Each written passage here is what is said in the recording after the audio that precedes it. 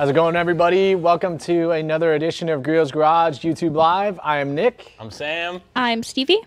And this is our third in a series of 3, which would make sense, right? YouTube Lives about polishing and machine polishing and hand polishing, everything polishing related, from pads, machines, compounds, approach, technique. So if this is your first time seeing this video, you can go back and we have about 2 hours on each, both basic and advanced machine polishing techniques. So there's a ton of information out there already. Today we're going to focus on answering your questions. We have a ton left over from our last 2 lives, but we encourage you to participate. So if you're first time here, we love seeing that. Raise your hands in the chat, and we will try and get to your question as best possible. We'll probably be doing some light demonstrations if there's a specific question about either technique, approach. But really, we've got a lot to talk about. And again, we want to see if you're here for your first time. We had a quick question about griots. How do you pronounce griots, Sam? It's a great question. Long debated. Griots. Griot. Griot. Griot. It is French. Griot's garage. Unfortunately. Silent T. Where do you put the accent? I just say it griot. But, Griots or is it griots? There's no emphasis on any strange syllable, so just griots. But yeah, the one thing we need to remind everybody, we're going to give away a couple of kits, and those kits are not yet to be defined. Can't even tell you what's in those kits. These are going to be comprised of our SEMA launch products. So if you are aware of the automotive industry, SEMA happens at the beginning of November. Last year it did not happen. It was a digital farce. And this year we're actually going in person. So Griot's Garage is going to be there. We got our outdoor rig and an indoor space. We got a ton of cool cars, ton of great new products to launch. So the winner, and we can determine how many we want to give away. Yeah. It depends on what kind of questions you guys are bringing. You're going to have to wait a little bit because some of them have yet to come to market, but they are in process of being launched. So I think it'll be pretty special. You'll be the first to receive our brand new products. Yeah, and a collection of not 1, not 2, not 3 new products, but everything that we're launching at SEMA this year. So it's quite the giveaway. I think probably one of the coolest giveaways we've done. It's cool. There's some mystery around it. You're going to have to wait a couple weeks, but you will win that. So we're not picking any winners from our pre-submitted questions, even though we have a ton of those. It's just from the live chat today. Yeah, so keep those questions coming. Even if you already submitted pre-submit questions, feel free to chime in the live chat. Of course, as we go through these pre-submits, it's guaranteed to generate some more questions. We'll do our best to get to all of the relevant questions in chat, but it's never a bad idea. Let us answer a couple questions and then get to really asking in there, because we're going to get to a lot today. There's tons left over from the last 2. Yeah, there's a 2-minute delay from when we're live to when you're seeing it on YouTube. One other really good thing, we're seeing some first-time attendees. We do these YouTube Lives at 4 p.m. Pacific because we're still on the clock, and we have families to go back to. Yeah, we got a lot of guys that are like, man, I'm at work, I can't watch, or do them later. It's hard. Yeah. It's hard balance. But what we have to tell you now, before we lose your interest, is if you're watching this post-mortem after the live event has completed, you have a question that didn't get answered, write it in the comments below, throw a like on the video. Those will draw attention from our back end who monitor it, and we'll be able to respond and answer those questions in the comments after this YouTube live stream is done. So there is a way for you to still get your question answered by us. Yes, absolutely. And of course, the live streams stay up on YouTube, so you can watch them any hour of the day or night. Okay, we have a couple events, and then we'll get into questions, because that's what we're here for. Yeah. All right, so we've got the Greenwich Concours d'Elegance. That is going to be up in Greenwich, Connecticut. You're going to see our crew out there. It's a new Haggerty event, or an event that Haggerty just purchased, so should be nice. And that is on the 22nd and 24th of this month.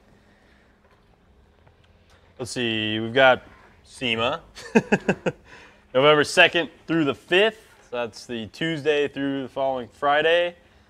If you're headed down there already, or you're in the Las Vegas area, I know the show is closed to the public except for Friday. They do open it up so you can come in and see the cars as they cruise out of the show. It's a pretty sweet time to get down there if you aren't in the industry, but you want to check out a little bit of what SEMA's about.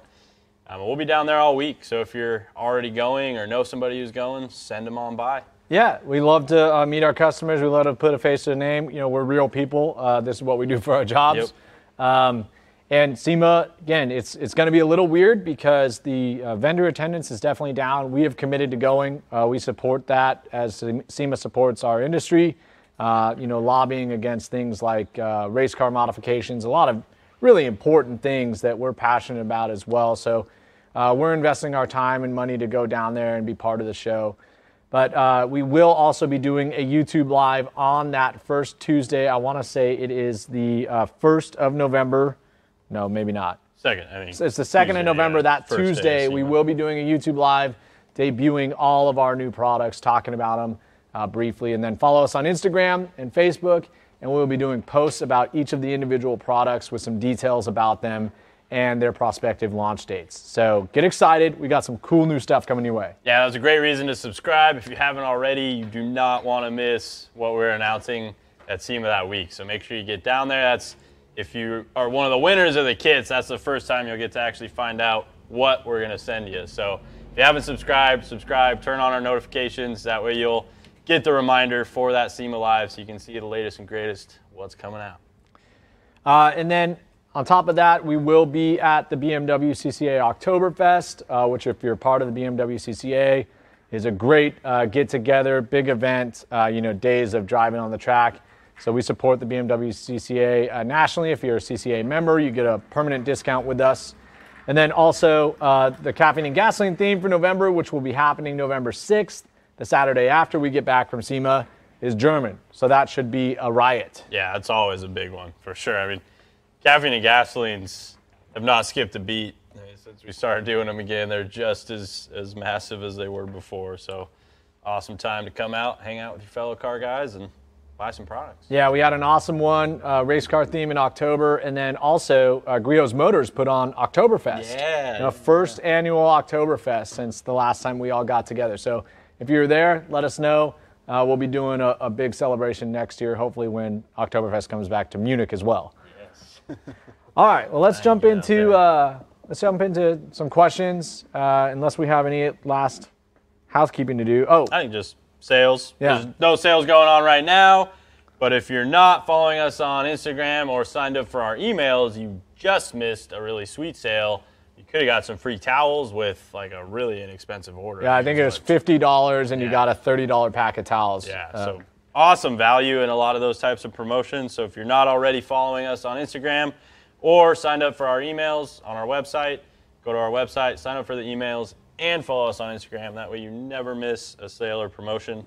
Lots of good savings there. All right, let's dive in. We've got great questions coming in. Thank you guys for submitting already. There's a quick one right there where we should really get to the bottom of that. Gary Samaluk asks, when do you polish versus wax? Two completely different concepts.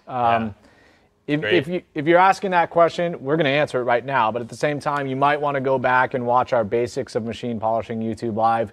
We really dive into the dynamics of polishing, compounding, correcting, all the vernacular that is commonly used, and kind of cutting through it, understanding what each of those things actually means.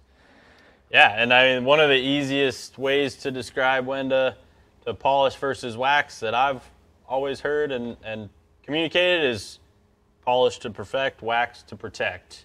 A lot of people may think that waxing is going to remove water spots or remove oxidation, things like that. You will get some gloss added from a good wax or sealant, but it's not going to cure ailments to your paint like water spots, oxidation, defects that are actually in the finish. That's where the polishing comes in. And polishing might even be determined as a mild approach following a more substantial compounding or correction. Yep. But the act of polishing can categorically be used to state removal of defects, whether that defect be, as you listed, water spots, minor scratches, etches, those things. And then the wax is generally the last step. The only exception to this rule is, of course, an all-in-one product. Yep. where you have a mild abrasive paired with a protective step, where you're actually technically polishing and waxing at the same time. So once again, there's a lot to this. I think we answered it pretty cleanly. Yeah. But if you want more expanded answer, go watch the basics of machine polishing. It's on our YouTube channel. Well, the all-in-one's a great way to accomplish both. Save yourself time, specifically on daily drivers, vehicles that you may not need to be absolutely perfect. Yeah, we had a question. What's the best all-in-one? I think that depends on a couple things as well. It's probably going to be in that. No, maybe I shouldn't say too much. Let's not allude to anything. We're spilling the beans here. We have 3 different all-in-one products currently. We have our Boss finishing sealant, we have our liquid wax 3-in-1, and we have our one-step sealant. The difference between one-step sealant and liquid wax 3-in-1 is going to be the protective element, which one-step sealant is a synthetic polymer sealant, so it'll be more durable.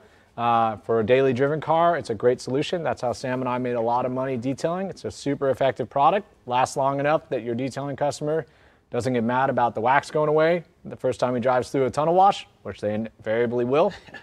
Liquid wax 3-in-1 features a carnauba protective step, which carnauba, being a natural product, will give a nice warmth to the paint, has great correction capability, but won't really be very durable. Likewise, finishing sealant is going to be a combination of synthetics and naturals. However, the big thing about finishing sealant is it is designed to tolerate a little bit more temperature and be used on our long throw orbitals. Now, one-step sealant and liquid wax 3-in-1 can be used by hand. They're ideal on machines, however, cannot be used on our larger long throw orbitals. So really, there's no best approach. It is what is right for your car and your situation. Yep, and preferences, the tool that you're using. Of course, like Nick said, you can get yourself in trouble using one-step or liquid wax on a long throw, so it is somewhat dictated by your tool as well, but all awesome products, great ways to save time while still getting a very nice result. That being said, you're normally going to get a better, more perfect result if you are breaking out the steps. So there are still advantages to that, of course. And the all-in-ones can also be used as finishing products. Say you are working on something that has really bad defects, you can use a more aggressive combo first, like fast correcting cream, white foam, or microfiber, and then follow that up with a combo like finishing sealant and a more mild pad to cut out a step, save yourself some more time. All right. We got lots of questions coming. We got a lot of questions. We love that, guys. And gals, keep shooting them towards us. We'll do our best to be succinct in our responses and get to everybody. Stevie is diligently copying and pasting them onto the Word document that we're looking at, so we'll be able to answer as many as possible. But we did have a good one submitted. I'm going to ask it to you, and you can answer it really quickly. Shoot. Okay, Uvin and Venter, whatever the hell, some guy from Instagram, UVI, whatever. What's the real life? Yeah, I'm not even going to try. All right. What's the real life performance difference between G9 and G21? Besides more power and having double the orbit size, if it takes me 7 passes per section with the orange pad and G9, how many passes would it take with a G1? Half the passes? Pretty much, yeah. I mean, the simple answer is you are going to get the job done in about half the time. You have twice the orbit throw, which is going to lead to twice the defect removal, or very close to that, which is going to cut down your time, allow you to cover larger areas faster. So in some situations, it may not be half the time, but it's going to be a significant time savings and energy savings. You're also capable of removing a more severe defect with a long throw.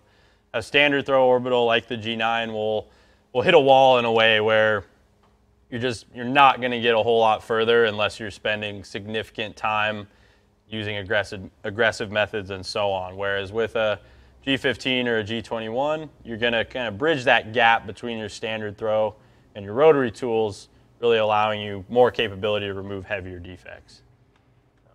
Simple answer, though, is yes, you will save about half the time. Yeah, I'd say the only downside to a long throw versus the G9, again, running into serious defects, you bring out the big guns, right? Yep. However, you do lose some maneuverability with that longer stroke versus the G9. So it really depends upon the nature of the job. If it's a well-maintained car that you're doing all-in-one processes twice a year, a G9 may be all that you need. If you're doing a professional work, your time is money, and a long throw creates some efficiencies. And again, you might be dealing with some pretty hammered paint jobs where you want that upper end correction capability that a G21 provides. Yeah, that's a good kind of deciding factor. If you're just doing your own stuff or if you're doing stuff for other people where you're going to run into scenarios that you don't have control over, even having that extra throw. Even so, if you're doing your own stuff and you're getting started, start with a G9. Yep. As soon as you realize, okay, there's some more significant defects, I'm getting good at this, I'm making money on the weekends doing my neighbor's cars, get a long throw orbital. Yeah. I mean, it really comes down, especially if you're making money on it, it comes down to efficiency. We all want to get the job done faster, increase your profit margins, get the next customer in quicker, and that's where the long throws really come in handy. We got a good question. This is really paint specific. Cam67 says, do you have any recommendations for buffing lacquer paints? Would love to hit my dad's swirled 70 Challenger RT. Got a couple recommendations for sure. My first one is if it's original paint, measure. Yeah. That would be the best way to determine how much paint is on it. If you listen to old hot rodders talk about lacquer paints, they'll say, gosh, I spent the whole weekend color sanding it and I sprayed more lacquer on it, color sanded it, sprayed more lacquer on it. I don't, these are like ancient times. Yeah. Like you really can't find lacquer paints to apply this. Nowadays, a lot of it's water-based, just for environmental reasons. And so if it's an older paint system, you need to understand how much paint's there. Because in my experience, lacquer paints respond very well to polishing processes.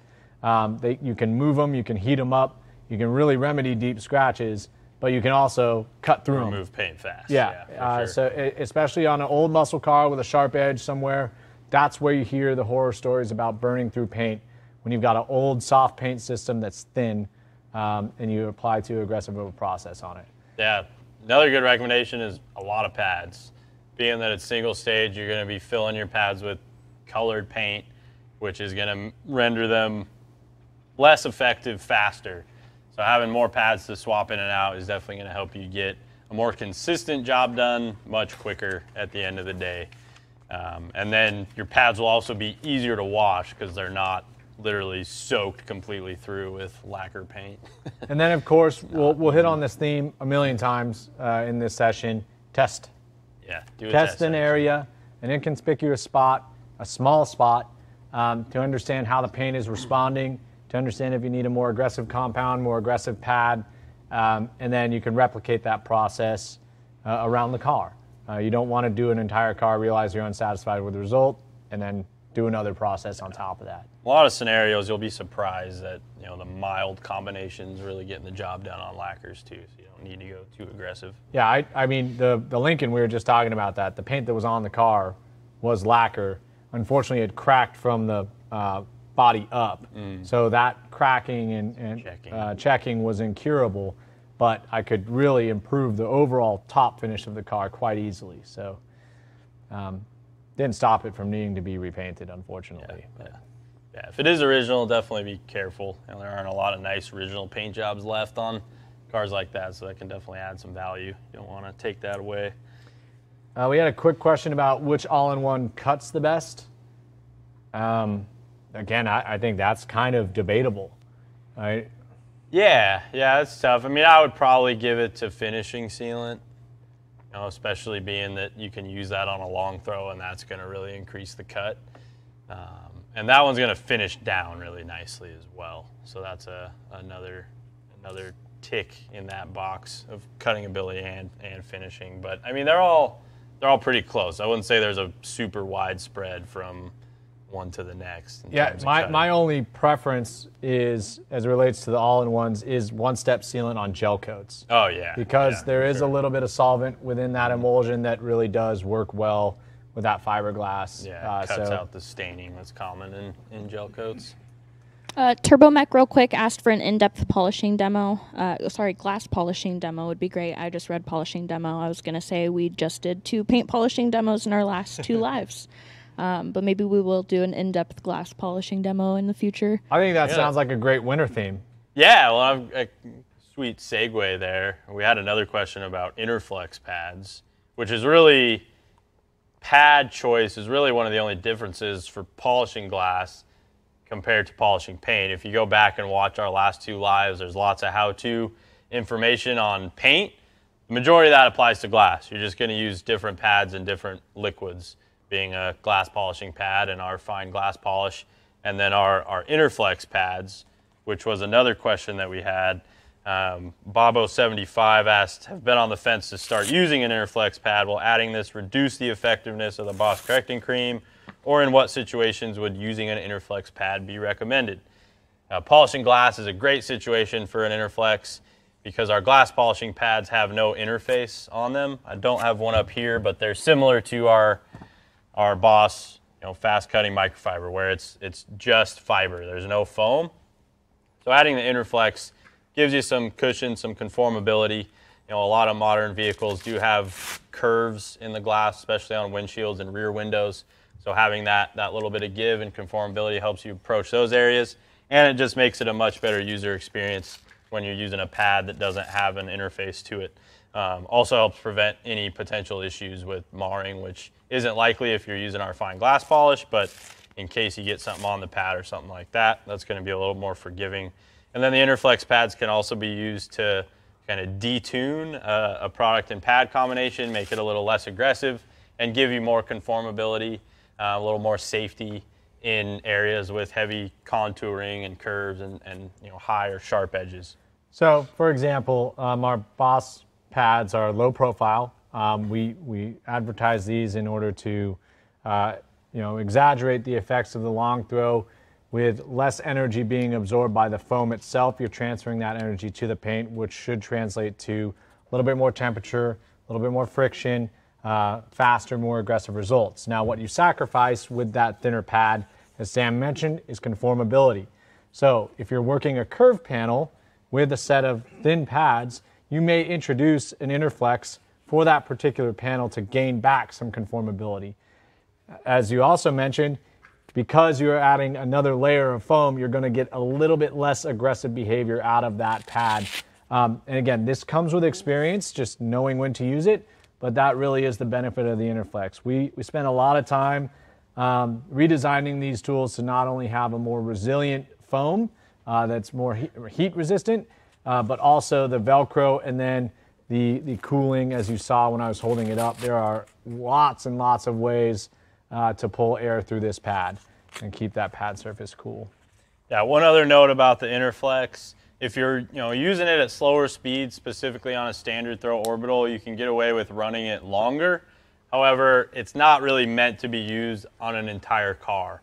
It's mainly meant for those curves and contour areas. And then if you're trying to detune a pad product system, can be a good option for somebody who's new to polishing, especially if, say, you've been using a standard throw, you want to step up to a long throw, but you want a little bit of a safety buffer there. You can kind of use the Interflex as a training wheel, if you will, to get a little safer experience as you start, and then pull that off and understand the performance of the thinner pads once you get your feet under you there. Okay, we got a couple quick questions. What does BOSS stand for? BOSS stands for Best of Show System. So it is the total kind of professional grade, comprehensive paint correction system that was the brainchild of our product development team, in particular, Jeff Brown. Where we really focused on, the tools, which we've continued to offer the highest quality professional tools and have introduced products such as our GR3 rotary to complement the long throws, our thin profile pads and the varying densities and facings of those pads, and then the 4 Boss liquids that are very interchangeable within those pads. So it's the complete concept of, instead of a one-step or step 1, step 2, step 3, it's really combining pads and polishes together to get the best results as you determine them. Now, we've also used the Boss name on some of our highest grade professional grade products, such as our Boss Foam Cannon, our Boss Swirl Correcting Light, things that really kind of denote a professional grade or quality as well. Yeah, I'd say the pinnacle of performance. Think of it as your AMG or your M line products from Griot's Garage. And then we had a quick question about when is a good time to use a sealant. Like that Fire that one off. Oh, man, yeah. Sealants, there's a lot of confusion around sealants versus waxes. They're accomplishing the exact same thing. So they're both protecting the paint. A sealant is all synthetic. A wax typically has some natural carnauba or other natural waxes in there. Some of them will have both, but sealants, for the most part, are going to be all synthetic. Sealants will be more durable, but in some cases are less appearance enhancing, whereas waxes will normally be a little less durable but more appearance enhancing. So say you have you got a cherry red GTO, super nice paint. Garage Queen. You want it to look its absolute best. You don't take it out in the weather, so you're not majorly worried about durability. That's where I would tend to go with a carnauba wax, like our best to show wax, maximum color depth and clarity out of a deep red or any other dark color. And then, for your daily driver, your kid hauler, whatever it may be, cars that are stored outside may not be, you may not want to give them quite as much attention in terms of applying protection to them multiple times a year. That's where your sealants will come in. So there is of course some crossover there, but those are kind of your general rules for selecting wax versus sealant. Yeah, in the detailing industry, they're called LSPs, right? Yep, last step product. So generally are free of abrasives, primarily to protect your paint finish.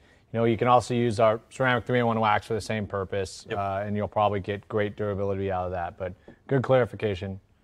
Yeah, like I said, there are some exceptions to that rule, but for the most part, those are the general guidelines there.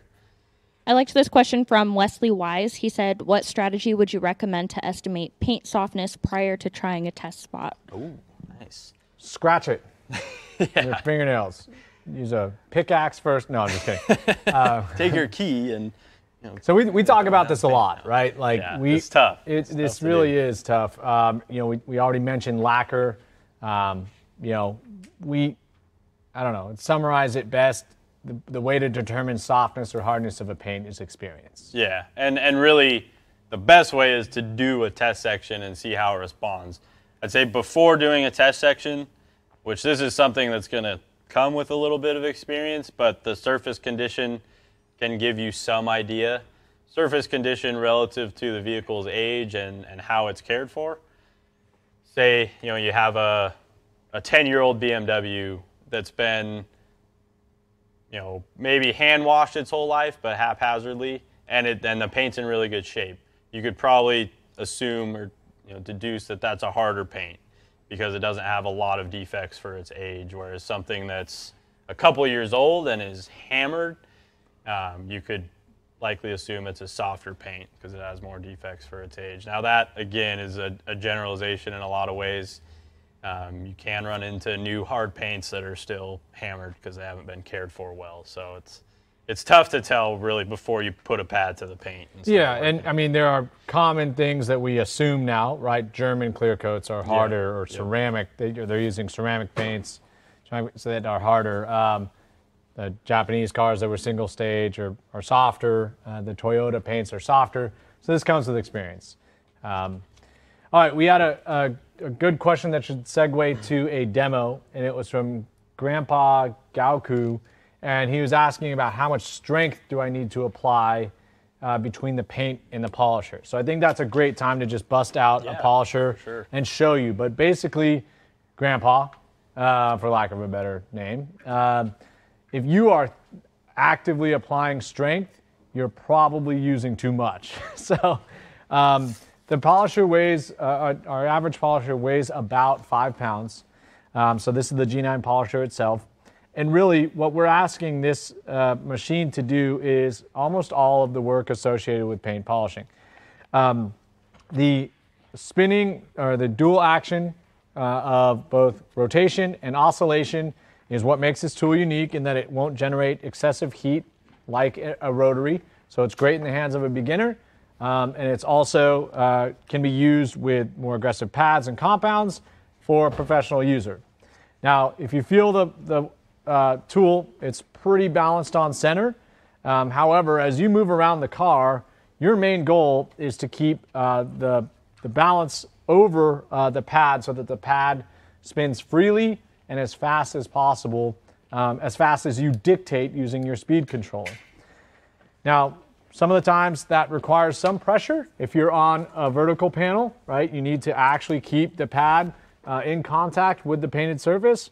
Sometimes on a flat surface, you have very little needed from you in terms of pressure.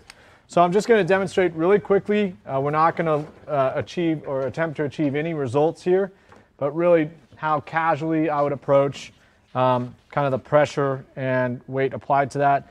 If you want to look at any other questions while I'm just getting this lubed up. I thought this was a great question from Tluckman, I believe it is. He asked, how do you determine what the best pad size is to use? Should you always use the biggest pad that'll fit on the surface that you're working? Or are there times where you would choose a smaller pad? And I can speak to this personally because the doors of my Camry have some pretty tight contours, even though it doesn't seem like they do. When you start polishing, even with sometimes a 5-inch, the pad stalls because it's in such a little like concave little like cranny, and it's just hitting both sides of that. And so it really depends on the surface. There's no right answer or, answer that I can give you just as a standard. It really depends. You're going to have to kind of assess and figure out. Sometimes it'll be a 6-inch, and sometimes even if it's on a door, you'll want a 3-inch. Yeah, that's a great example. I actually ran into that testing on your car earlier this week. The lower third of your door is quite the pain to polish. But yeah, I think I broke out a 3-inch for mainly the low points of that contour on the door, and then did the rest of the door with G15 5-inch. So adaptability, you definitely don't want to only have one option in terms of pad size, because you will run into areas where you need something else. And that's generally the progression, right? Yep. Where somebody buys a G9, they get into a spot where, oh, this thing doesn't fit. Now you need to do it by hand, or wait, there's a smaller tool that you guys sell as well. Yep. Yeah, the G8 and G9 go great together. So again, I can't remember, it was Grandpa something, he's up there. But we've now prepared the pad. We've buttered it for its first time use, which again we address in the basics of machine polishing. Gonna start the machine on the paint, just again so you spare loved ones and the rest of your garage from getting sling, and that tends to happen the first time you get a pad lubricated.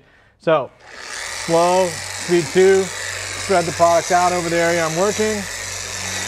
Actually, I probably undersold that product on the button. Oh, you're fine.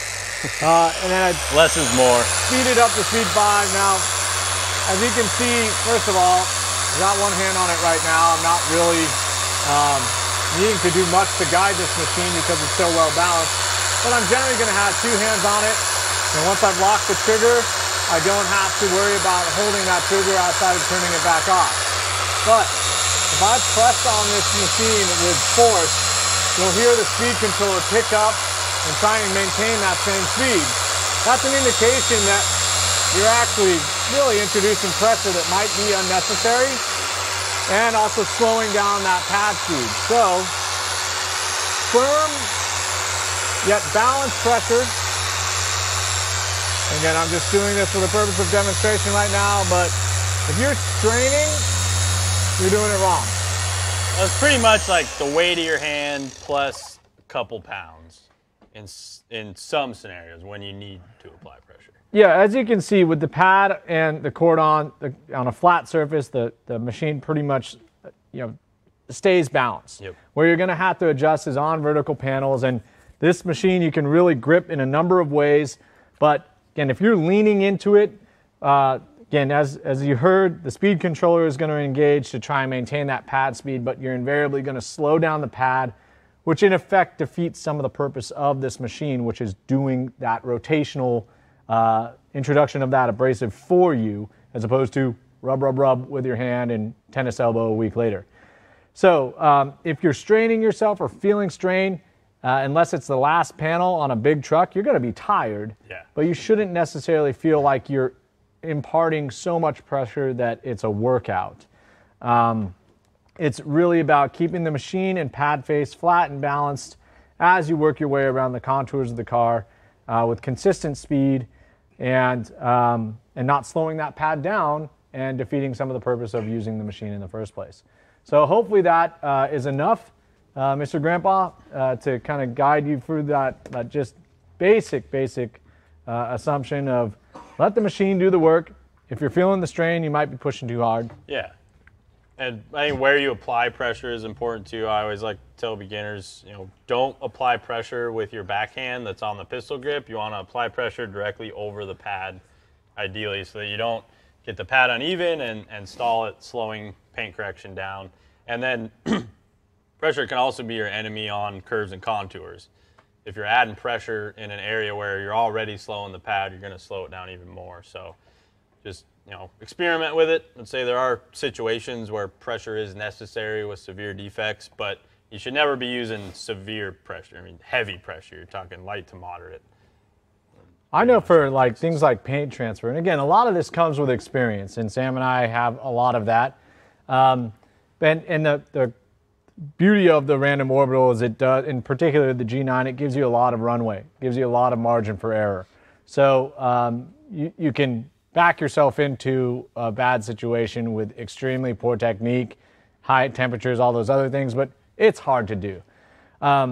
So again, your comfort level is paramount. The results you're seeking are really important, but if you say have like a little bit of rubber transfer on your bumper, I might put a little bit more pressure on a particular spot to remove that, get it done faster. Yeah. But you really don't, you shouldn't be exerting yourself all the way around the car. Great question, though. It's definitely a common one that we get a lot of. All right, we've got some questions about the ceramic window cleaner. You want to talk about that? We got a lot of those. Yeah. Okay, let's bring it out. Do it. Ceramic glass cleaner. Okay, so this is liquid product. One of our newest products. We just debuted it, I think, on Friday. Yep. So we are in stock of it right now. Our newest and latest addition to the ceramic family that we have manufactured, developed in-house. And perfect timing, right in time for fall rainy weather. Awesome stuff. Quickly becoming, I say this every time we launch a new product, but it's quickly becoming one of my favorites. But super easy to use. You can obviously use it to clean and protect your glass. Because it is a pretty rich protective formula, it's not something you want to use like twice a week, super frequently, but a couple times a month, you're going to be in good shape. It will last beyond a month, probably even more than a couple to a few months. Pretty outstanding durability. Really increases wet weather driving visibility, helps prevent water spots, helps prevent glass etchings, keeps your glass cleaner longer, prevents buildup of snow and ice. Super easy to apply. Spray it on, buff it, flip your towel, buff it again to a streak-free finish, and you're ready to go. Yeah, and obviously the cleaning element is just as important as the protective element. The protective element, it features some of the same ceramic intermediate that's featured in our ceramic 3-in-1 wax, ceramic speed shine. What we've often purported about that, including ceramic wash and coat, is if you give these ceramics enough time to set up properly, 12 to 24 hours, then they're really going to be extremely durable. And I think we were pretty shocked when we were looking at my Land Cruiser the other day. We were doing kind of test batteries of different formula iterations, and it was a misty morning outside, and I kind of turned on my rear defrost, and all of a sudden I was like, oh my gosh, the clearest, least foggy, least wet part of the window was the formula we selected to put in a bottle and take to market. So, and that was months after having done it. So here in the Northwest, that ceramic glass cleaner is critical. As you mentioned, it can build up, so you don't want to use it every time, but it is wonderful. The other thing we want to be sure of is that as it relates to abrasion resistance for your windshield, it is not ideal for that. We're not necessarily purporting it for that. It will break down with abrasion, but everything around that blade pattern will be extremely hydrophobic. And then not ideal for interior glass either. Yeah, excuse me, not really any value. I got a frog in my throat. On the interior, like Nick said, it's not going to be crazy durable through abrasions. You're not going to get 6 months out of it on a windshield, but it will last quite long on a windshield. And you can use it to top our glass sealant. The two are compatible. It does work well over glass sealant without causing filmy or glary issues. And I've been keeping a bottle in the trunk or somewhere in the car. Gas station fill-ups, clean the glass, reapply some protection. Awesome solution. Also around the house, I think is Yes, awesome. If you've got windows that are in like the path of a sprinkler, obviously sprinklers are going to be a little bit less in focus going into the winter months. But if you've got a particular side of the house that gets hit by the rain, excellent for exterior glass on your home windows. And then we also used it very recently in a shower at my house. And immediately you feel the slickness of the product. And then it's just going to make cleaning that much easier as that water kind of finds its way to the bottom. Yeah, and prevent the spots. You know, it's always annoying if you got a big glass shower door. You get all clean in the shower, then you got to sit there and squeegee the door afterwards. So this will help prevent that. Yeah, and or so at least make it faster. Ron Shoop, you can use it in conjunction with glass sealant. They do play well. I think, again, where you're going to see it just absolutely blow your mind is side windows, rear window, just anything that doesn't have a wiper pattern, and it's an excellent product. We're pretty stoked about it. Like we've been very happy with the continual positive reviews of our ceramic family, and so this one adding to it, I think, is just a perfect complement for a different material that is really specific to glass. It is a pretty awesome color too. It looks much more vibrant in person than it does on camera there with the light, but staying in the ceramic family colorway of the bright blues and greens. So I think you guys are going to love that one. Definitely. If you haven't bought it already, go to our website right now. Add it to your cart. Yeah, and Stephen Wittenberg asks, is it best for external glass? Yes. I've used it in development. We were testing it everywhere. So I put it on my internal windows. I didn't see a ton of benefit to it going in it's there. not going to like hurt tint or anything. You know, in a pinch, if that's all you had, you could use it to clean interior glass. It's just you're not getting rain and all sorts of issues on inside glass. So nor is it like got any anti-fog traits that might be a benefit if applied to interior glass. And of course, it smells good. I mean, we made it, so it definitely is. Something we always focus on, but it'll be a very familiar scent to those of you who have used our ceramic products in the past. So, yeah, we're stoked about that one. Yes. Real quick, Bruce DeBoss was pretty excited about the ceramic glass cleaner, but he asked if that was the only new product we have coming out or if we will be releasing new products at SEMA. And as we mentioned earlier, we will be coming out with some exciting new products at SEMA 2021 this year. We also are going to be selecting a winner from today, someone who asks a great question or maybe multiple great questions, and we're going to give you away every single product that we are releasing at SEMA. So keep firing away your questions, and this is one of them. We will select a winner. Yes, the ceramic glass cleaner, we're ready. We brought it to market in our fall catalog, so that formula has been baked. We were able to produce it. It's for sale right now. But that will be included in the SEMA giveaway. So we're not jumping the shark and announcing that one. No. But yes, there is more to come. Lots more. We stay busy all the time. We're trying to bring you guys the best and keep you interested in what we're doing. So that one is a great one. Oh, nice. Using Speed and Shine TVs, he's been using 3-in-1 ceramic on his white gutters on his garage to stop black streaks. Wow. Solid off-label use there. All right, let's get back to paint correction because that is the topic du jour. Ceramic glass stole the show there for a once minute. again, if this is your first time here, please let us know in the chat. If you haven't yet, please subscribe, hit the like button on this video, and hit the notification bell so you'll know when we put out. Usually, if you're in the YouTube space, the first time you'll hear about a new product is based upon the YouTube video. So hit those notifications, you'll see it. Follow us on Instagram and Facebook as well. We really appreciate you guys coming and validating the time we spend on this. We're here for you. We want to educate you and take everything that's in our brain and help you get the best results out of our products, out of your therapy session that is your garage time. So that's important to Sam and I know with little kids running around. Oh, man, I haven't had enough garage time lately. Need a little bit of peace of quiet every once in a while, and cleaning the car is a great way to do it. I love you, family. If you're watching, that was not any indicator of me not enjoying my time with you. Just the car's been getting a little neglected. That's all. Sam's in the doghouse tonight. I thought this was an interesting question from Ron Shoup. If a 2-foot by 2-foot is a good section size for the G9, would a different size pad be a section that's 4 pad widths by 4 pad widths? So, for example, 1 foot by 1 foot for a G8 with a 3-inch pad? It's a good question.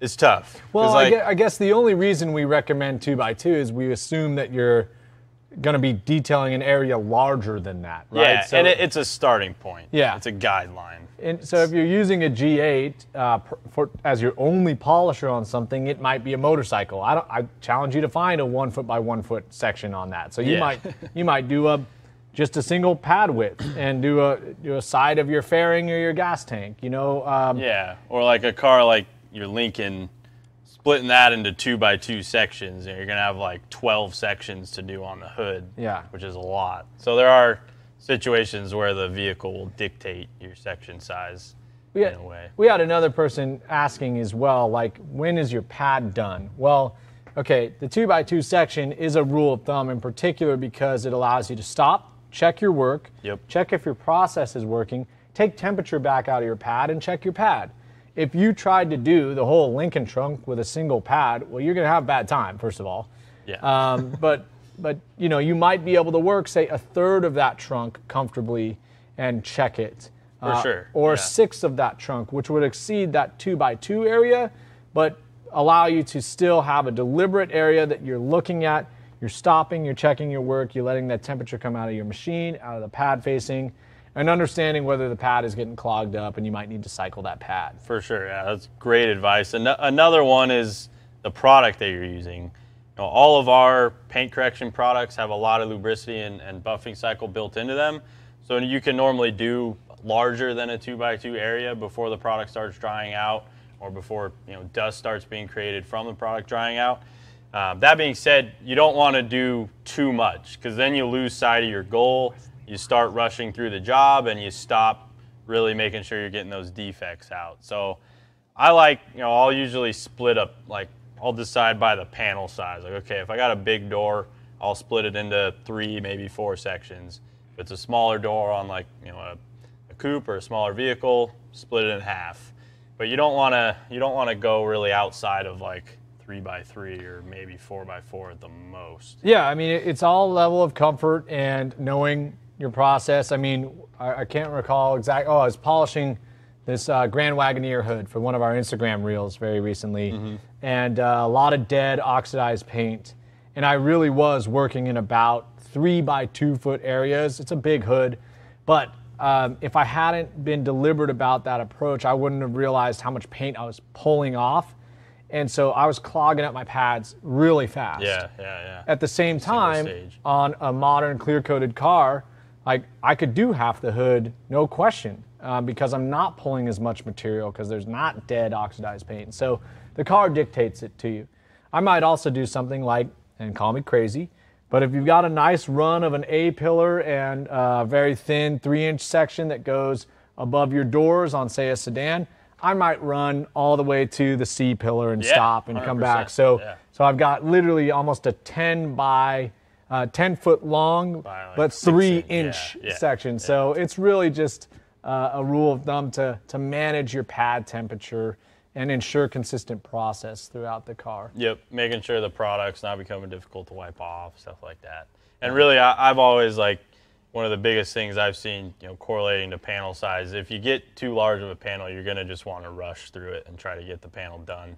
So staying in those smaller areas allows you to focus closer on the task at hand, getting those defects out.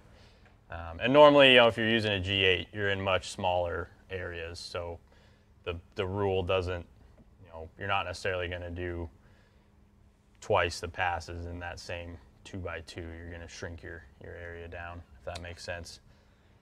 Yeah. Okay, so Wesley Wise asks, do you consider priming a pad necessary for a new pad? There's some controversy around it. Unequivocally, yes. Well, we should clarify what he means by priming. Okay. Because a lot of customers or a lot of users associate priming with spraying it with a detail spray or water. Okay. Which we've never advised. No, I would back it up and say there is a preparatory step to using a pad for the first time. Yeah, if you can clarify in there, we can answer it a little more directly. But when we say priming or buttering, prepping the pad, it's what I just did. If you were watching. Yeah, I guess we'll use the same stuff. Yeah. So just in case we need to hit this pad again. But when the pad is fresh, so let's act like this pad is all orange, you're gonna want to evenly butter the pad face. So I'll usually do like 3 to 4 circles, and then our nice dome lids allow you to rub that in, spread that around. You want to avoid having like really big dry spots in your pad, dry spots of foam, because that can reduce the lubricity and slow down your pad rotation because the foam is going to grab the paint more, increase the friction, which will also increase heat.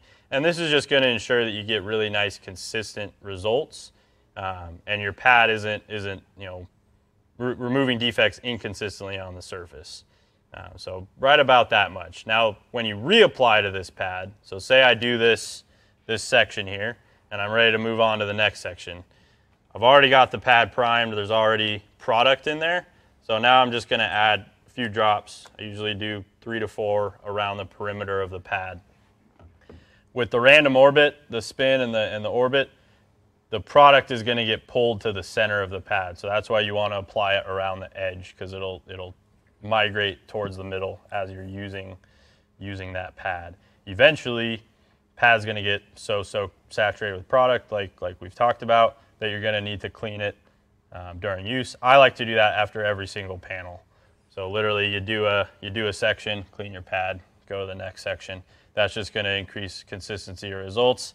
And then about quarter of the way through the car or so, swap out that pad with a fresh one. Yeah, we had some questions about how many pads per car. You pretty much just answered it. Just to slow it down and clarify, generally about 4 pads per car per process. So if you're doing a 2-step process with a more aggressive compound, such as fast-correcting cream and a microfiber pad, as we discussed in advanced polishing, the previous one we just did on about a month ago, you might leave a byproduct, that microfiber haze, in order to get those deeper, more aggressive scratches. Your secondary step is probably going to be with a different abrasive and a different pad. Yep. So that, again, the guiding principle still, 4 pads per car. Now, are we trying to sell pads? Of course. But at the same time, are you going to be more frustrated by having too few pads? Definitely. Yeah. Because speaking from experience. Yeah, you're either going to have to stop your process, clean those pads, let them dry overnight, because at some point they do get saturated. They retain too much heat. They don't become effective. Your pad starts to warp, and that can actually, kill the pad a little faster too. Yeah. Right? That higher temperature could degrade the foam, leading to a shorter life for that pad. And it kills your results. That's one of the main stories I like to tell the new detailers. When I was first starting out, before I started working here, I didn't have a sweet employee discount, and I was, a broke high school kid. So I was stingy. I'd try to get, 1 or 2 pads around a whole car. You start going around the car doing your sun check with your light at the end, you realize, man, why does this half I started on look so much better than the half I finished on? It's because your pads are wearing out, they're getting softer, they're getting less effective. So you'll notice that if you're trying to run one pad too long, the results at the end are not going to be near as good as what you saw when you first started with that pad. Okay. Quick clarification. Everybody's doing our work for us in the comments, so we really appreciate you guys. Thank you guys. It means you've been listening to us, and that means you're listening to us more than our wives. So we've got 2 tools here. Almost guaranteed. So the G8 and the GR3 look very similar. In fact, they share a lot of the same body components. That's one of the beauties of our redesigned family of tools. We thought through long and hard what each platform, the small and large platform, could accomplish. So in this G8, we have a 8mm random orbital tool. It comes out of the box with a 3-inch plate and a 2-inch plate included. Random orbital is going to, again, be rotation and oscillation off center, so dual action. Both those things, again, create a random pattern, dissipate and or not generate a lot of heat, whereas the rotary is going to be a direct drive, one singular motion. These are great for tight spots where that random orbital could oscillate off center and cover a little bit more ground, but they generate a lot more temperature, are definitely better for experienced users. The GR3 comes with 2 extension shafts, a 1, a 2, and a 3-inch plate. So when you've got really tight spots and you've got a lot of experience, this is an excellent tool. Both these do feature the feathering throttle, same locking trigger, 700 watt motor, excellent tools. Definitely different skill sets, but if you're building an arsenal, gotta have them both. Yeah, 100%. Leave no area unpolished. All right. So we had this question a few times in our pre-submitted, and then we just got asked again from Vinner210210. What plays a more important factor, or what has a bigger impact on aggressiveness when polishing, the pad or the compound? So for example, fast correcting cream with a yellow perfecting pad or perfecting cream with a white fast correcting foam pad. What would be more aggressive, and what impacts the aggressiveness of your setup more? It's a great question. Little bit tricky to answer, but we'll answer it speaking specifically to our products, especially the Boss line, because we do use sub-micron abrasives in those. Swapping the product, so say you're using a white foam pad or an orange foam pad, changing the product that you're putting onto that pad, going from, say, fast correcting to correcting or vice versa, isn't necessarily going to impact the result or the aggressiveness of the system as much as changing the pad type will. Now, we can't speak to other brands quite as accurately, because there are some compounds out there that use very large abrasive particles, where that's kind of going to be the opposite, where the abrasive will dictate, if you're going from a sub-micron abrasive product to a larger than micron abrasive, that's probably going to impact more than the pad type. Historically, what would be a diminishing abrasive, which starts out as a large abrasive granule and breaks down over time, you could, and maybe gets to a set size that never is sub-micron, which then means you must introduce a smaller abrasive to get the finer scratches out, and necessitate those steps. But really, to your point, I think the pad in our system is the bigger player, because our abrasives are a singular size. The only thing that varies between the creams, the Boss creams that is the load of the abrasive. Actually, I take that back. There a little bit of size. A little bit of size difference, but primarily it's load. Yeah, and not near as much of a size variation in the abrasive as some of our competitors. And once again, sub-micron versus 1 micron plus big diminishing abrasives that are typical of like hand applied or really traditional old school compounds. Yeah, like a clay abrasive, something like that. And the microfiber pad's a good example to use for this question. This pad is going to leave micro-marring or haze in the finish really regardless of what product you put on it. So that's kind of a good reference for, okay, swapping pads here. If I go from a black pad to a microfiber pad with perfecting cream on both, that's going to drastically change the finish quality, the result I get. Whereas if I went from perfecting to fast correcting on the same black pad, it's not going to affect the result quite as much as if I were to use the same compound swap to a different pad. Yeah, and once again, we're speaking specifically to our pad system, which is color-coded based upon matching with the ideal abrasive. So white pad goes with fast correcting cream. We've done some color coding there. However, the beauty of the Boss system, as we spoke to earlier, is the versatility, is the flexing capability. So when you're looking at maybe a competitor's pads that aren't our own, the biggest thing to look for is facing. So microfiber on a random orbital is going to be the most aggressive material that we sell. Wool on the orbital is actually going to be less aggressive, being a more natural fiber. It's swapped for rotary application. But foam density is really the biggest determining factor in terms of aggressiveness of an open foam system. So take out wool and microfiber. If you're just looking at, hey, I bought generic pad X from generic store Y, it's super soft. Okay, that's probably not going to get you the most cut relative to a very dense firm foam. And it makes sense, right? If you're pushing on something with equivalent pressure and one is firmer, you're probably going to get more pressure and temperature transferred because of that, just naturally. So that's my guide for assessing the pads you may have that aren't Griot's Garage. Check the density. You just squeeze it. You'll understand which pad is more aggressive than the other. Yeah, great question though. I haven't seen that one a lot before. We had a guy ask, I have a G9, I have a Mustang. Should I get the GR3 or the G8? Again, ideally, you would own both in our minds, but for complementary tasks. But if you're just getting into polishing, get a G8. The GR3 is truly an advanced tool, and you're going to have to learn to use that. You might actually even seek some training at like a local correction facility, like a detailing course or something.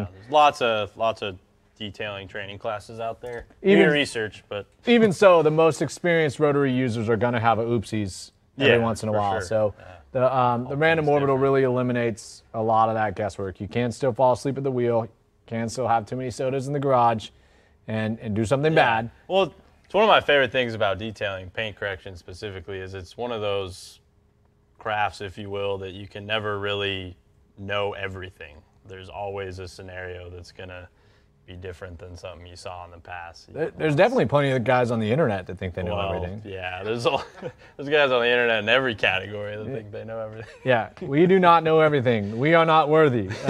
We just work here.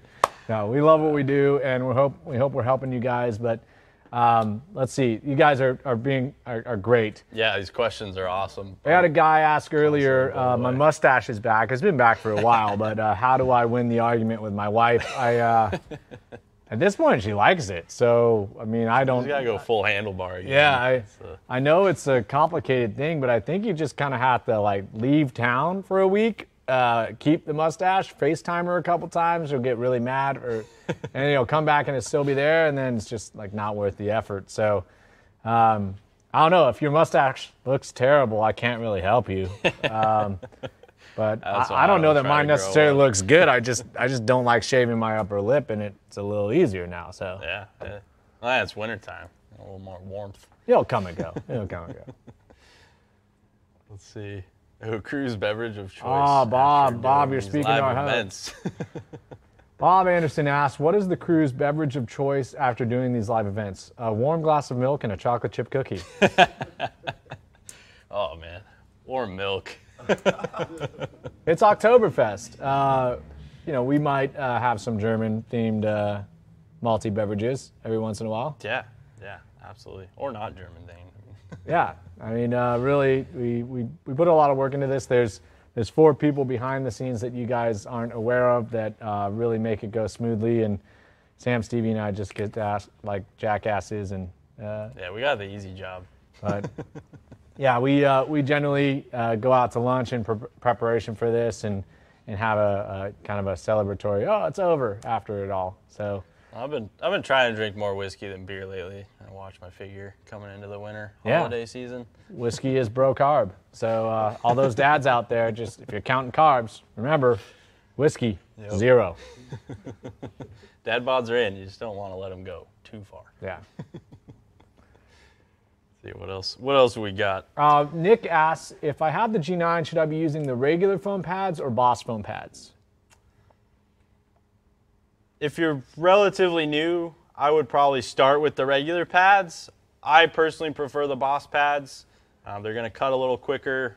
I like them for user friendliness, experience a little more, but the standard 1-inch thick pads will be a little better, a little more forgiving for you if you're just starting out. So normally that's kind of how I'll make that assessment of what to recommend.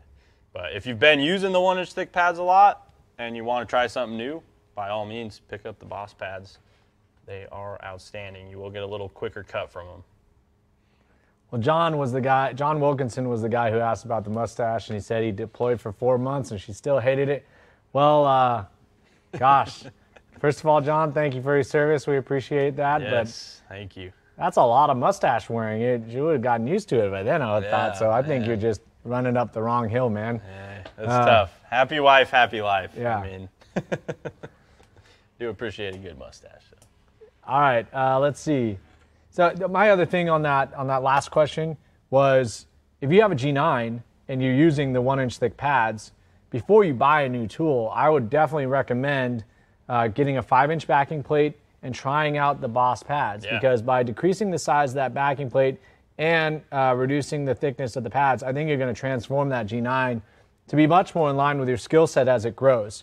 So that's a first step, I would say. And the Boss pads on their own will change how your machine behaves. But I'd say do that. Change over to the 5-inch system on the G9. And even if you eventually buy a long throw machine, that G9 will still have a place because of its maneuverability with a smaller throw. Absolutely. I talk to professionals all the time that still use their standard throw DAs. Mario asked, what do I have to do to get some free samples? We are going to be doing a giveaway during this live event, so to keep firing away some great polishing questions. If you have already been asking questions, we have a collection that we're looking at of the questions there, so keep firing away your good ones, but we do still have some to get through. Did we already talk about complete? Did I miss that? One sec. How about some jokes? There are some jokes that we can repeat, and maybe we'll give away the SEMA kit with some jokes. But what was the? Neil White's here. We know he's got dad jokes for days. Just something that's not Dave Chappelle Netflix special, like kind of controversial. Just something that'll make us chuckle. If you get us laughing, we'll repeat it and we'll give you something. All right. Yeah. We don't want to get canceled. Yeah. Well, like speaking of Neil White, that's a great segue. He actually asked in our questions from last time, can the Boss line interchange with the complete polish or compounds? Great question. There's been a lot of questions about complete versus Boss line and how they relate. Interchange, I guess it depends on what you mean by that. Like, yes, complete compound, complete polish will remove defects, like the Boss creams will, so they can be used for the same purpose. However, if you're using a long throw, highly recommend sticking with the Boss creams. Like we explained earlier when Nick explained what Boss means, it's best of show system. So it's our absolute pinnacle of performance in the products you want to get the job done. So yes, they are more expensive, but you get what you pay for very honestly in those products. The Boss creams, a few of the advantages over the complete line are going to be abrasive particle size. The Boss creams are all submicron. Complete polish is submicron, but complete compound is not. So you can get some more haze from that in some finishes. Buffing cycle of the Boss creams is going to be much longer, which is really advantageous. You're going to use less product, and you're going to be able to spread it over a larger area before it dries out and becomes difficult to wipe off. And the Boss creams also won't dust. The complete products are very low dusting as well, but if you're stretching them to the end of the buffing cycle, they can create some dust. Wipe off's going to be slightly easier with the Boss creams. It's just really taking all of those features and pushing them as high performance as you can get. Yeah, I'd also suggest that complete polish and complete compound are designed with the lower end flexibility of hand polishing. Yes, great point. So then they aren't as temperature resistant as the Boss creams to the long throw. So that really is the delineation. Boss creams, of course, you can use by hand. They're ideal for those long throws. Vice versa, we've kind of built both ends of the spectrum out with that offer for the hand polisher. I do have to correct. Rich Smith says, Grandpa Goku asked, if I clay, do I have to polish? Rich answered yes. That is actually not necessarily true. Now, the difference here is what grade of clay are you using? Yeah, what type of clay? So if you're using, say, our paint cleaning clay, it is a very mild, if not completely abrasive-free clay. In almost all scenarios, you can use that clay and not need to polish afterwards, unless it's an incredibly sensitive paint system. But in general, I recommend people clay first to determine if a polish is necessary after, say, a ceramic coating or a more substantial correction that they did earlier in the year, because you will remove some of your protective element as you're pulling embedded contaminants. But you may not introduce scratches or marring, as I think is what Rich was alluding to. There are some clays that that might be mild or aggressive clays, or medium or aggressive clays, that will actually mar the surface intentionally. so as to scuff it to prepare for a more substantial correction or polishing step. In that case, of course, you would want to follow with a correction or polishing. So there is a little nuance there. Rich, you weren't completely wrong, but Grandpa, if you're using our products and you're using the fine end, you may find that you actually don't need to polish after claying. Yeah, I've even used like our brilliantly finished synthetic clay on harder paint finishes like new BMWs and not really seeing any marring or haze. As long as you're not being super heavy-handed about it, even those synthetic products you can get away with doing safely without marring. But it is important to remember that there are often cases where you clay and you'll get some marring and you're going to want to polish that out. It's also worth saying that marring from clay is typically removable by hand polishing in most scenarios. It's very minor. It's quite easy. I remember the first time I encountered a very soft paint surface. It was actually on a more modern Audi.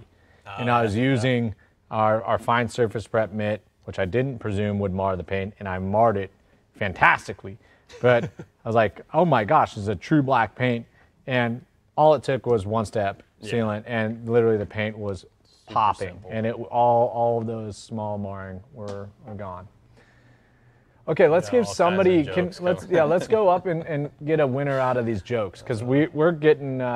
Neil White's got some good ones, but he's one too many for jokes. Yeah, like, I mean, he always wins. I like what do you call a factory that makes okay products?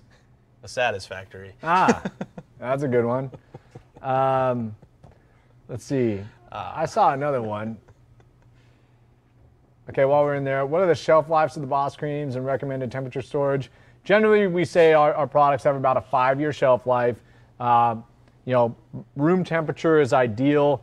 If you're in Arizona and you have an uninsulated garage and it hits 118 degrees, we have seen the water evaporate out of some products. And I had a guy bring me a bottle of Machine Polish 3 that was just this gelatinous, it looked like a sea cucumber shaking around in the bottle. So, and then also freeze thaw. We do freeze thaw testing and high heat stability testing for our products. However, if you can avoid that and just keep them in a moderate, non-UV exposed space, it'll be great. And the only reason I say non-UV exposed, most of our colors are actually UV resistant. However, over time it may fade, and that may lead you to believe, oh, is this chemically different? Substantially probably not, but it may just look different. Oh, these jokes are distracting me. If you're using a 20-year-old paint job, what clay of yours do I buy?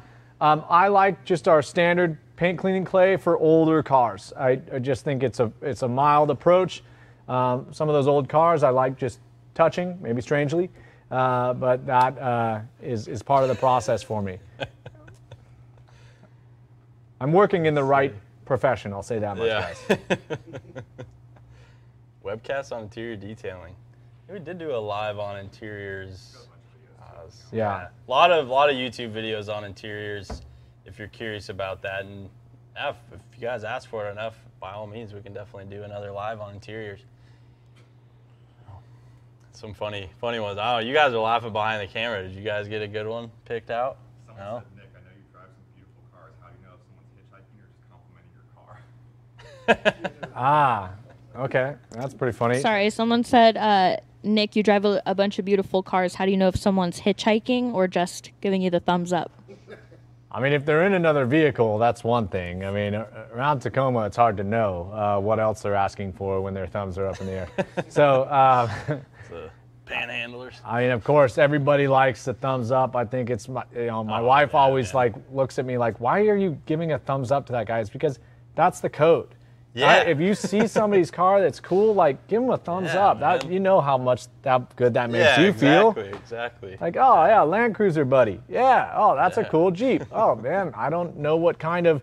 I will tell you this. I've seen more strange, like Japanese sedans, that are clearly like right-hand drive. Like I don't even know what they are. There's like, But those things, I like. They speak to me for some reason. So I've seen a lot of them around here, and I'm like, oh yeah, hell yeah, I like that one. Well, it's like one of those things, car guys are car guys. Like, no matter what you like, we all can share that we like cars. So it's like, compliment your fellow car guy. There's nothing better. Yeah, I mean, you don't have to appreciate like a full primer Civic with a grocery cart spoiler and like fart exhaust. But at the same time, that guy likes his car, so you gotta show him some love. Sure. Maybe not a thumbs up, just maybe a nod.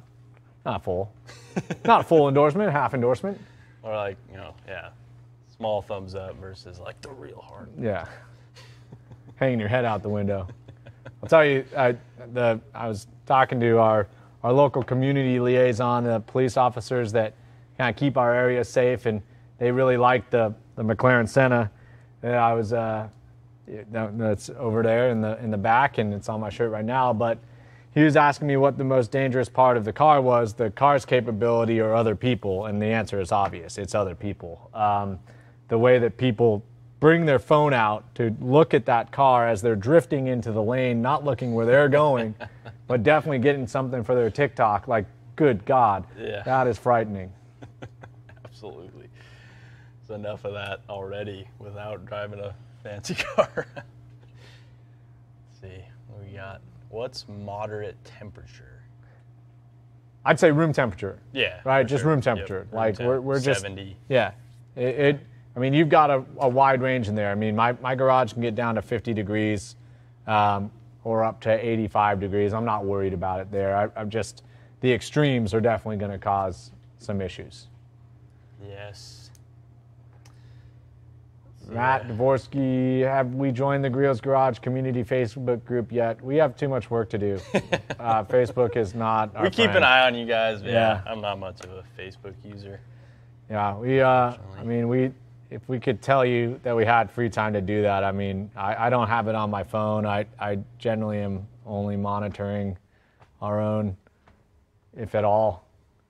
But Facebook, we love the chatter. We love what you guys do out there. I feel like, see it. What is it? Facebook makes you hate all your friends, right? Is that the... And family. Yeah. Let's see. Why did the coach go to the bank to get his quarterback?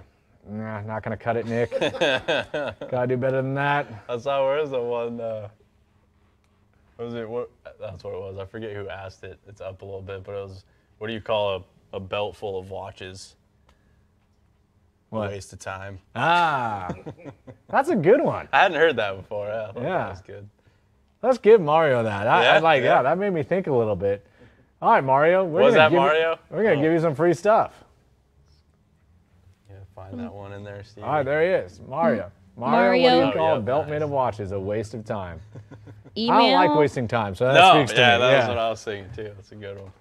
Mario, email your address to social@griotsgarage.com and we'll send you those SEMA products when they are released. We're constantly calling stuff a waste of time around here. So. All right, we got a few more minutes, so keep your questions coming. We've got a couple other that you guys have submitted in the chat so far. I've got one that I'm looking at. Chris, are all-in-ones pretty safe to use for a beginner? How hard would it be to damage the paint using it? I think all-in-ones are generally exactly where I would start a beginner because they are extremely safe and you'll get great results. It pretty much opens the Pandora's box of detailing once you realize what you can accomplish with an all-in-one product. I know, as we mentioned before, one-step sealant was my go-to all-in-one product when I was detailing cars because, there's always this mismanagement of expectation in detailing. The amount of work that goes into getting a result versus what somebody's willing to pay. Yeah. An all-in-one product was a great way as a teenager to blow people's minds, give them a fair price, do a fair amount of work, and leave behind protection that was going to satisfy them as well. Yeah. If you're just getting started out detailing for money, or you've had a professional shop for years, I'm sure most of you professionals know this, but establish the expectations with your customer before you do the whole car, because that can cause problems. Or you just do way too much work and they don't even notice it because they don't care. So they get in and literally drive their black car through a drive-through car wash like a week later. Yeah, and it's all gone. Figure out what they want you to fix. That's a good opportunity to upsell them on other processes or getting the paint to perfection. But yeah, you never want to agree on a price without really going over what's going to be accomplished and what's not. And we had a question about panel wiping. It's relevant, and unfortunately we have to answer it the same way. Yeah. Panel wiping is great. It basically what a panel wipe is mostly like light solvent, very wispy, cleaner to remove any remaining polishing oils that may be left behind from a more aggressive compounding process or correction process. Also have some ability to remove like a really dead, if not barely hanging on wax. But the idea being that you almost create a tackiness to the surface to improve the potential for bond with a product such as a ceramic coating, something like our ceramic 3-in-1 wax. Any protection, really. A lot of the polymer-based protections really like to settle down and form a film. And if there's something in between them and the paint surface, it's going to degrade their potential for durability. So a panel wipe is definitely great. We've been in development of a panel wipe product that we believe at this point is exceptional, market leading. We're still working through some of the regulatory constraints that we hold ourselves to that maybe some of our Asian competitors aren't subject to because they are professional only. Yeah. So us being a consumer grade chemical manufacturer in the United States, we play by the rules, and so it's just been a little bit of a pickle. Right? We have a great formula. We're ready to bring it to market as soon as we can get through that little snafu. And nobody likes paying attorneys. Or any attorneys that are watching us, you know who you are. You're necessary, but we don't like paying you. To add to that, a good panel wipe will have some lubricity to it as well to prevent any towel scratches that you're putting in a finish that you've just perfected. We got a couple questions about, like, is isopropyl alcohol okay to use as a panel wipe? In a pinch, it will remove polishing oils and get the surface bare, but there are a lot of scenarios, depending on what type of towel you're using, how heavy-handed you're being. Isopropyl alcohol has absolutely no lubricity to it. So if you're using a Costco microfiber and IPA to wipe down a car, you are going to impart scratches back into that finish. You're going to be polishing again. I can guarantee you. Yeah. So you do not want to put a coating on top of that. So there are situations, if it's a hard paint finish, you're using a really plush microfiber, soft hands, you could probably get away with IPA, but that's why the panel wipes are developed. They have more than just stripping agents in them. They've got some lubricity to prevent towel marks. Yeah, you never want to go backwards, only forwards, right? Yep. At that point in time after you've done all that work. Crazy Tease asks, is there an ETA on when GR3 will be available? Well, goodness gracious. We have a lot of GR3s that have been in transit for a very long time. Yeah. And you guys are seeing the news about all the supply chain. Yeah, I mean, stuff. 144 boats outside of the Port of Long Beach in LA. It's real. Yeah, we very recently got a ton of inventory that, again, we had been expecting for 8 to 10 weeks. So it's just a weird time right now. There's absolutely no reason we should be on back order for this machine at this point in time. Outside of, it sells really well. That's great.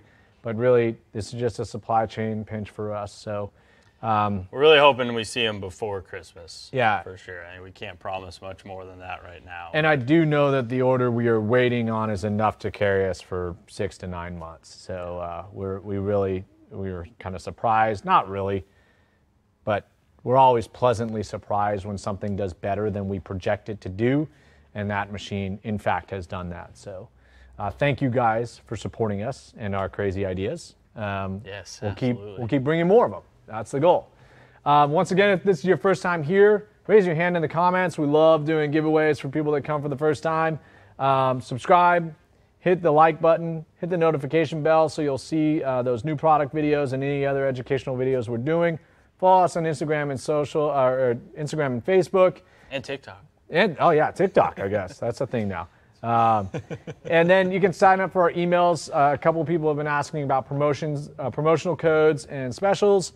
The social channels and our emails are the best way to see those. We do them quite consistently. You just have to be getting our emails and following us on Instagram and Facebook. You'll see them.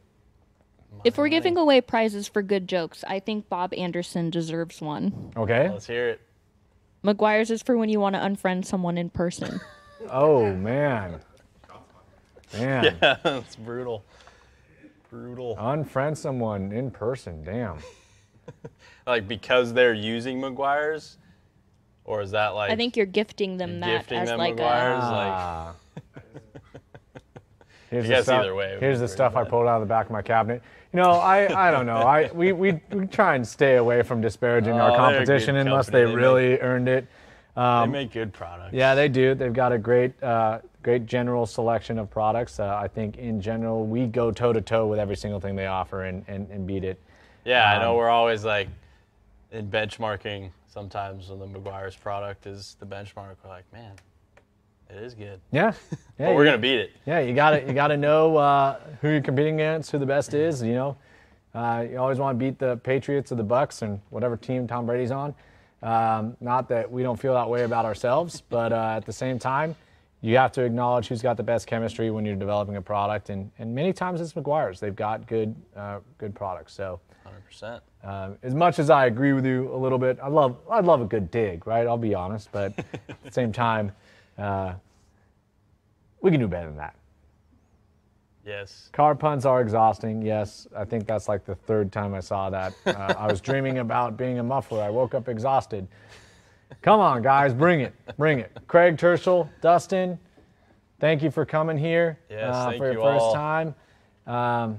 Grandpa Gauki, that's the guy we were doing a demo for. Yeah, I think Gookie, is Gauki, it your I don't first know. time? I don't think I've seen him. in Yeah, here before, Morgan, Gary, thank you all for being here. Miyoshi82X, King Sam Gibson. Sheik. Yeah. You guys are Great. awesome. PFM sleeping blanket. We'll do it. I'm again blown away at the amount of questions. It's like we're here for an hour and a half, and I think we probably covered like 15% of the questions. I know, and again, and we could do this every time, but I insane. think it sounds like, and you guys tell us in the comments, the next one you want to see has a focus on glass and maybe glass preparation for winter, whether that be polishing, correct application of glass sealant, ceramic glass cleaner, and or interior. We could probably accomplish both. It'll just be on Matt and John and Nick on the back end to make a miracle happen with 20 cameras and a bunch of lights. And Yeah. Interior lighting. Maybe we can get a convertible in here. Adam But- Cuevas. Seems like you guys like the Q&As too. I mean, Yeah. This is, Yeah, I mean, let us know if you want more of those. open floor. I mean, we're going to run out of time for October, so we can't put on lederhosen and drink beer. But we live to see another day, all right? We'll find some other excuse to do that. Yes. Let's see. Let's answer a couple more questions, and then we're going to have to probably call it quits, get back to the family. Yeah, we're getting close. Once again, if you're watching minutes this till 5:30. post-mortem, be sure to put your question in the comments on the actual permanent video. We will respond to that as we're able to. Yeah, lots of good feedback on the Q&As. Yeah. So again, let us know the next topic that you want us to do. Jolly Pig and Super Pig asks, I like the handle. Sir, I don't have, thank you. Never been called sir before. I don't have a machine, but only manual for rubbing down a door panel with haze. Would that be advisable? Well, Jolly Pig and Super Pig, if you're spending the time to watch this show with us, you better buy a machine. Yeah, man. Really? You're invested already. So. Yeah, we're teaching you everything we know, and the one thing I know is that the first time you use a machine and get the results that you'll get with just a very basic setup and approach, you know, at an investment of about $160, $175, you're going to be blown away, and you're never going to go back to hand polishing ever again. Yeah, and I mean, you can go down to your local AutoZone. They have our machine with a pad and our Liquid Wax 3-in-1 in there that will likely knock out that door panel for you, no problem. You could try it by hand with like complete compound and an orange pad, but if it's oxidation, if that's what you're referring to as the haze, that's going to be tough to remove by hand, in most finishes at least. Okay. It's really soft. Here's a clerical definition. Would Juan Hernandez asks, would a rotary tool be considered a long throw? No. Rotary is direct drive, so it spins in a dedicated motion, whereas the long throw is still a random orbital. The reason it's called a long throw, it just throws that lateral oscillation further off center. So whereas the G9 is 9 millimeters, we would call that a short throw orbital, if the term exists. Really good visual definition of that in our last live that we did on paint correction. We show you the different throws with the machines on slow speed, so you can really see what long throw means and what the difference is between the throw sizes. But yeah, it's a 9mm throw would be considered standard, or 8mm is generally standard. 9mm is still in that shorter throw category. 15 and 21 are kind of the industry standards for long throws. And again, those are going to be less aggressive than a rotary, more aggressive than a short stroke or short throw. This is a really good one, probably something a lot of people have asked or maybe wondering. Craig Tershel asked, what number grit sand scratches will fast correcting cream remove with its proper pad? What about correcting cream? Excellent question. I would say fast correcting cream, specifically when it's paired with one of the microfiber pads, either the fast cutting or the standard microfiber, will remove up to 2,000 grit sand scratches in most paint finishes. The white foam, if it's moderate to soft paint, this can remove, say, 2,000 to 2,500. Just depends on the paint hardness, because the foam is a little less aggressive than the microfiber. And then, correcting cream, I would say you're in the 3,000 grit range for removal with an orange foam pad, again, in most paint finishes. Specifically hard paints, or if inferior sandpaper was used, you may run into needing to do some extra passes to get the defects completely out. But in most all scenarios, that's what you'll be up against there. So it's a good way to cut out some steps and go straight to the boss system to polish through those sand scratches. You guys have answered quite a few of Craig's questions. I think we should give him some SEMA launch products. Okay, that sounds great. Right. Yeah, if you don't ask a specific question, if you answer a lot of good questions that get us talking, we generally tend to reward that as well. So, Craig, you're going to get a grab bag of all of our SEMA launches. So I think you'll be very happy with that. There's one comment about hand polishing as a joke. Well, a lot of people start with hand polishing because they know no other way. And they have a lot of misconceptions about tools in particular, because with some of our older customers, there weren't many options in the random orbital polishing realm. They were using direct drive rotaries exclusively with big wool pads, big diminishing abrasive compound stuff that didn't hold up well to temperature and would translate that temperature to the paint. Boom, burn, go through an edge. Yep. So we have to fight a lot of those misconceptions when we educate people about the safety of and effectiveness of a random orbital. And so some people come from that background, or they come from, man, I've just always known Mr. Miyagi, wax on, wax off. I didn't know there was a parallel universe of crazy people that would polish their paint like you guys do. So, we get it. So there's no shame in coming. If you're here trying to learn from us, again, if you're still hand polishing, go back to the basics. We did our live 2 months ago. It's on our YouTube channel, Basic Machine Polishing. And you can look at the advanced one. It might be over your head, but the reality is you got to jump in. You got to start somewhere. Go get a junkyard panel. Yeah. If you're worried about do your wife's light colored car, right? Do a car you have nothing to lose before you put it on your prized possession. I can guarantee you put it on your prized possession, you follow the steps, you're going to get great results and have no negative effects. However, again, you got to learn, you got to start somewhere. I know Sam and I both started very young in this, and now all of a sudden we have experience, which is a strange thing. Yes. Sam Chic, can I top off wax with my 3-in-1 ceramic spray? Yes, you can. We do typically advise to have the most durable product as your base, which would be ceramic 3-in-1. It's our most durable protection that we sell currently. However, it's not going to hurt anything if you already have wax down. You don't want to go back and reset. You can, by all means, top that with ceramic 3-in-1 wax or ceramic speed shine if you want to, a little bit more user friendly. It's not going to be quite as durable, but you'll be able to use it a little quicker. So, okay, couple options there. CJ Byrne 27 asks any updates on the Wagoneer project. We're close. We're very close. I am very stoked to give you all an update, but I'm about a week away from getting it back, and at that point, we'll be doing something to like brief you guys on all the carnage that has taken place. But I'm very excited to get that thing back, and yeah, we'll let you know.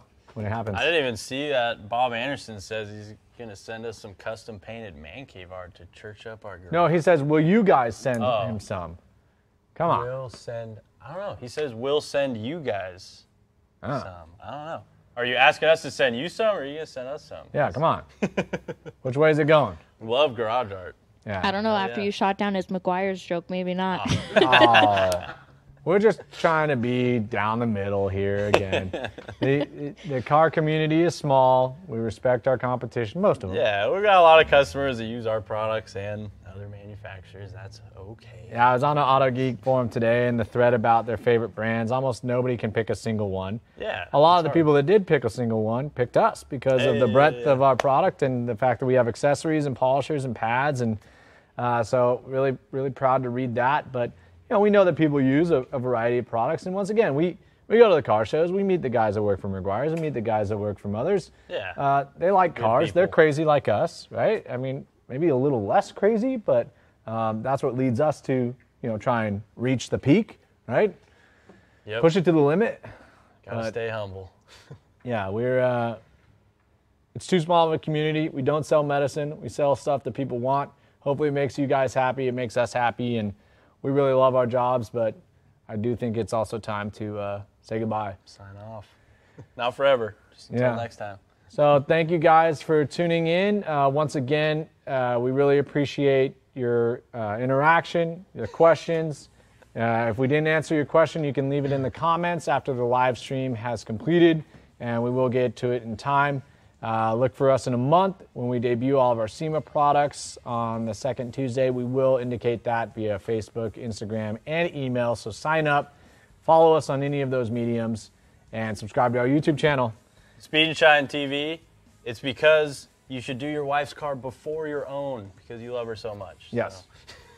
Always that is the key. Had to hit that one. We've learned these lessons. All right, thank you, everyone. Have fun in your garage. Thanks, everybody.